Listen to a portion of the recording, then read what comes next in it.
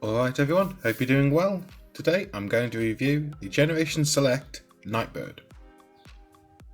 As always, I recommend checking out Chris McFeely's channel The Basics On for more information on the character.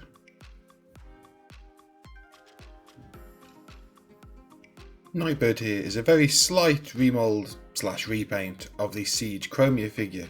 Because of this, she carries over that modern articulation pattern, though she does of course also suffer from the massive backpack, which sort of like doesn't unbalance her, but it limits what you can do with her really in terms of posing.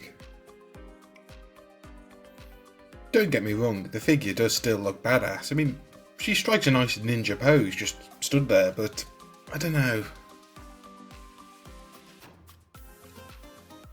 Looking back at the last version of the character we had in figure form, which was the Takara Legends version, that looked a lot more dynamic and had a lot more accessories with it. Speaking of accessories, Nightbird carries over all the weapons that came with the original version of the mould. Such as the little blaster, which is of course Siege Effect part compatible, and two little mustard yellow canisters. I know they're supposed to serve a purpose, maybe as grenades, but they look like a pair of maracas more than anything else. The instructions tell you to combine the two little canisters with the sort of grey barrel piece that comes with the pistol as like a club or cudgel.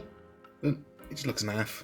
Personally, I like to actually stick a pair of the little blast effects that came with Fire Drive onto the top of each canister, because then they look like actual ninja kunai, and they look amazing.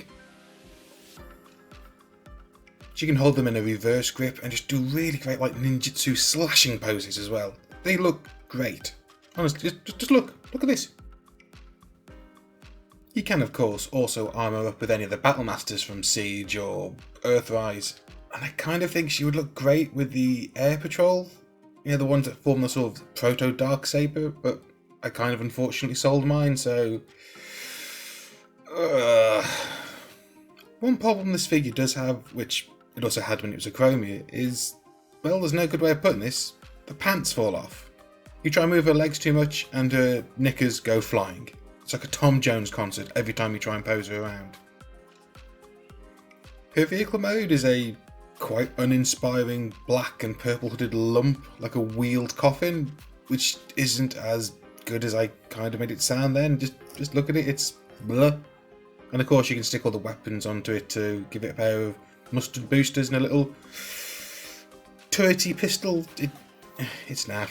She didn't transform in the original series. I'm not going to keep her in vehicle mode anyway. I may have had a little gripe about a Nightbird, but overall I'm glad I got her. It took me a while to track her down, and she sort of fills a hole in my collection. She looks good posed around with other Decepticons, even though she isn't actually Decepticon if you look at her. There isn't a faction symbol on her anywhere, which is odd. Which I suppose makes sense given the history of the character.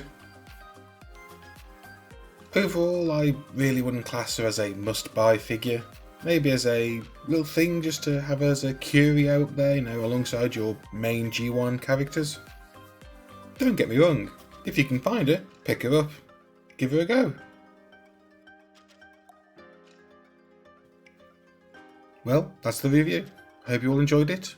Stay safe, stay sane, and keep on rolling. And I'll see you all next time. Ta-da!